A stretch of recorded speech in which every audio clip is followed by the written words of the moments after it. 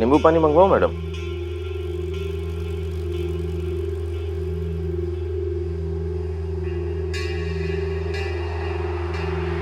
क्या हुआ? नहीं, वो तो आप बताएगी कि यहाँ क्या हुआ, वो लड़का कैसे मर गया, सब कुछ। लड़का? कौन लड़का? मैं यहाँ कैसे आई? शोएब कहाँ है? अरे वही तो हम आपसे पूछना चाहते हैं कि शोएब के साथ क्या हुआ। क्या हुआ शोएब को?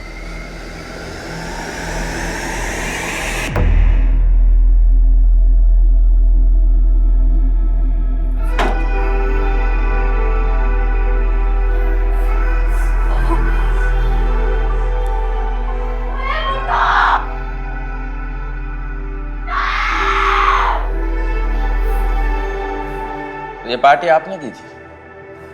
जी इंस्पेक्टर साहब, लेकिन मैं सोच भी नहीं सकता था कि मेरे भाई जैसा दोस्त के साथ।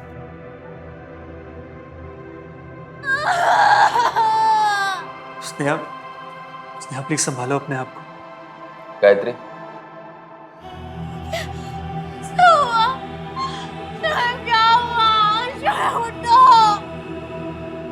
तो आपके हिसाब से मर्डर कैसे हुआ? मुझे कुछ भी नहीं पता इंस्पेक्टर साहब, मुझे तो यहाँ के स्टाफ ने इन्फॉर्म किया तो मैंने आपको फोन किया सीधा। अच्छा ठीक, मर्डर का पता तो वैसे चल ही जाएगा। कांस्टेबल, डेड बॉडी को पोस्टमार्टम के लिए भेजो।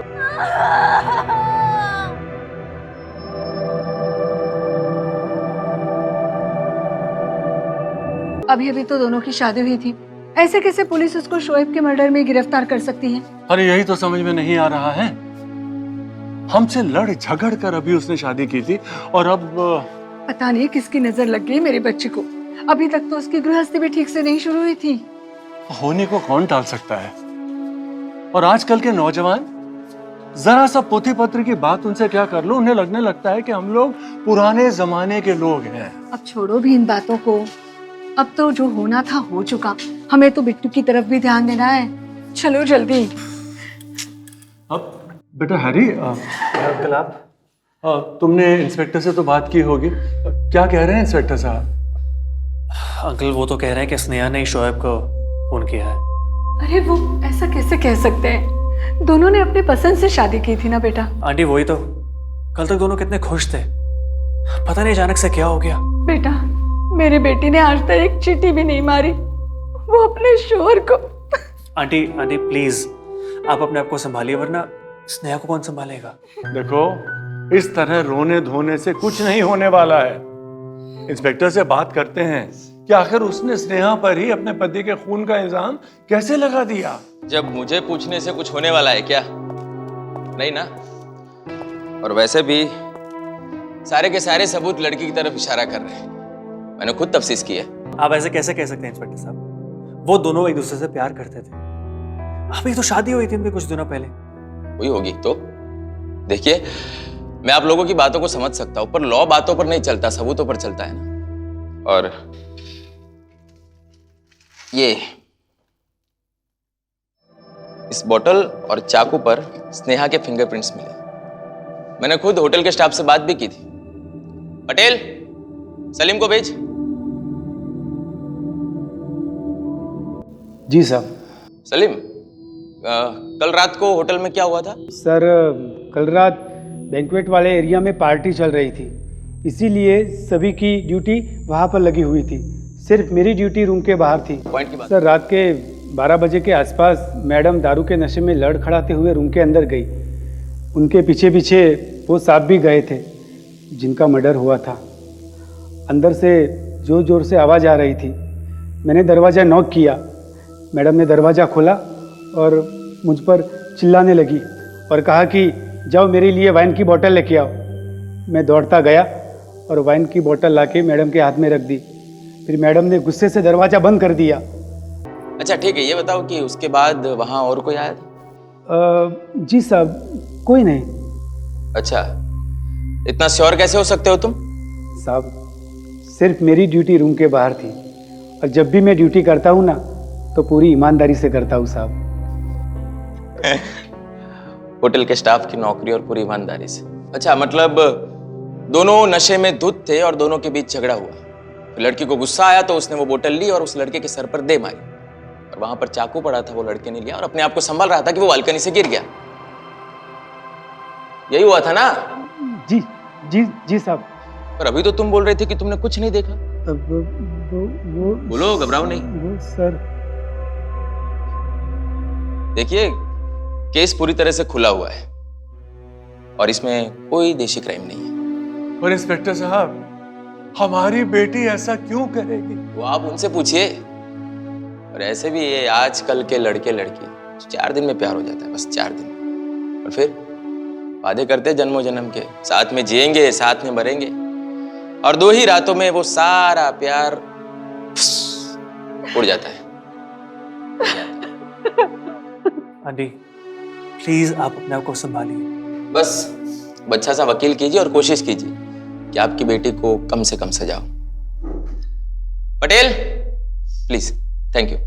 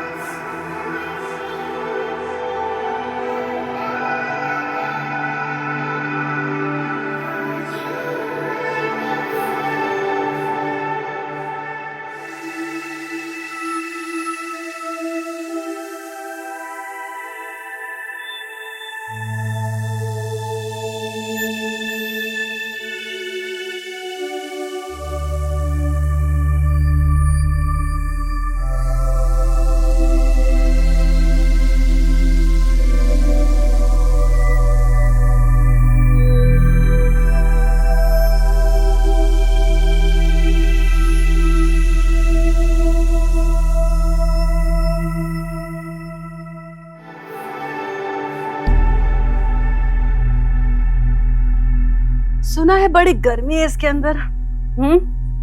वैसे होगी क्यों नहीं, सब कुछ ठंडा ठंडा कूल कूल थोड़ी ना होगा।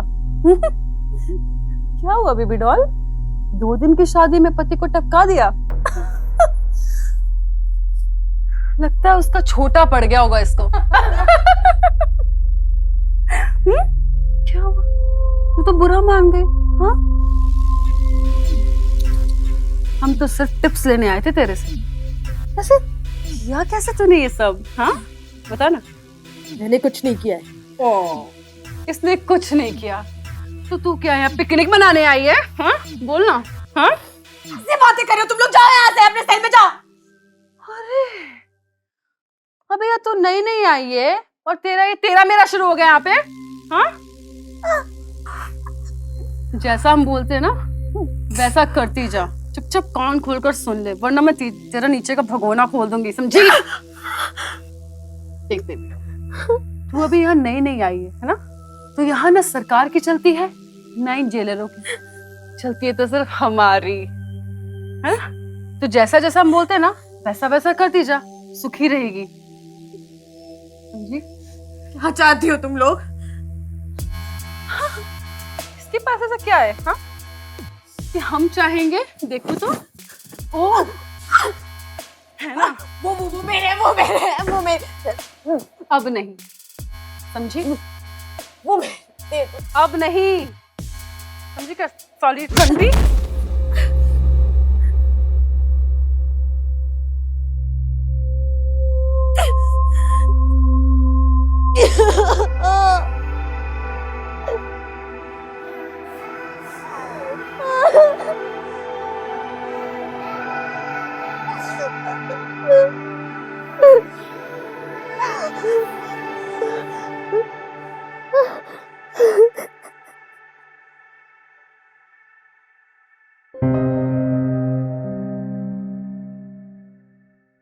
ये लो, अब इसे क्या हुआ?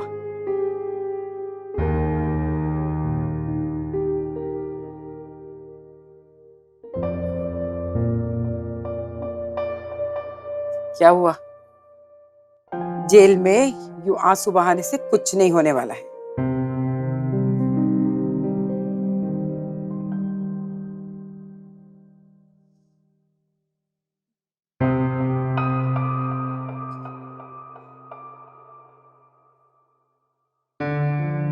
डर मत, दुख बांटने से कम होता है, मन हल्का हो जाता है। ये ले ले। और ये बता, तू यहाँ कैसे?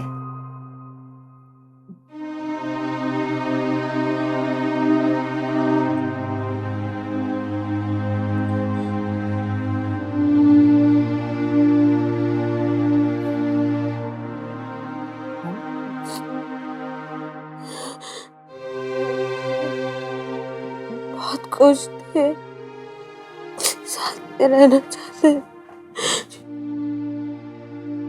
पर अचानक सारे सपने बिखर गए। क्यों मारूंगी उसको? उससे प्यार करती थी, इतना प्यार करती थी, नहीं मारा।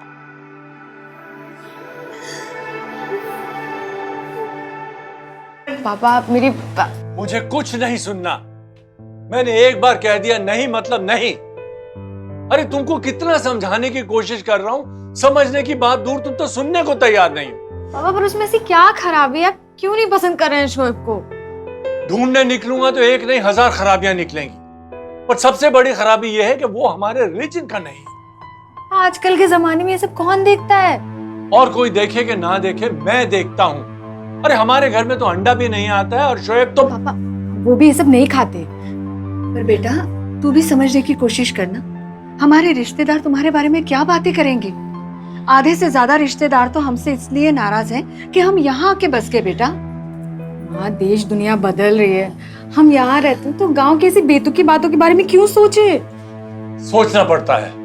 शोएब की तो फैमिली भी नहीं है, और न जाने शोएब ने तुम पे क्या जादू कर दिया है कि बस तुम्हें शोएब के सिवा कुछ दिखाई नहीं देता। पापा जाति धर्म का मुझे नहीं पता, पर हम दोनों एक दूसरे को समझते हैं, हमारे विचार मिलते हैं। पापा मैंने डिसाइड कर लिया है, मैं शादी करूंगी तो शोएब से करूंगी। तो डिसाइड कर लिया, मुझसे क्यों डिस्कस कर रहे हो ये बात? तुम जानो, तुम्हारा काम जाना है। पापा पापा पर आप लोगों के आशीर्वाद के बिना शोएब में मेरा हाथ थामने के लिए तैयार नहीं है। उसे मेरे साथ साथ आप सब भी चाहिए, उसे फैमिली चाहिए, और वो आप दोनों में अपने पेरेंट्स देखता है। अब बेटी की बात मान भी लीजिए ना। अच्छा तुम भी शुरू हो गई? तुम्हें भी कितना समझाया था, पानी फेर दिया सब बात पे। आप भी तो समझने की कोशिश कीजिए ना, आखिर जिंदगी तो उसे काटनी है ना शोएब के साथ, हमारी तो कट चुकी। ठीक है, तुम समझ गई ना, मुझे कुछ नहीं समझना, जो करना है करो। I am not interested. ठीक है बेटा, देखो लेकिन शोएब से एक बात जरूर बोल देना, इस घर में नो नॉनवेज, समझ गई? और उसे बोले हमसे मिले, मैं तुम्हारे पापा से बात करके आती हूँ, ठीक है? मान गए मम्मी, मम्मी।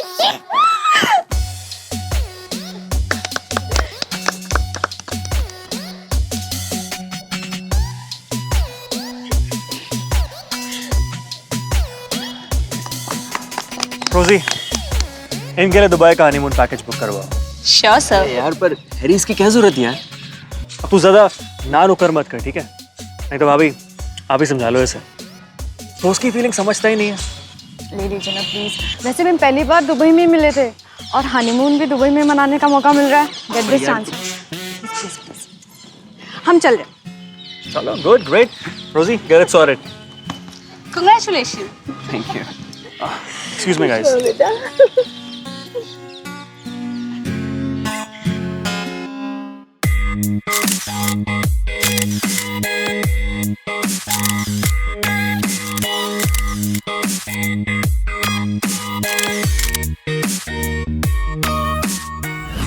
जिंदगी में कब क्या हो जाए ना,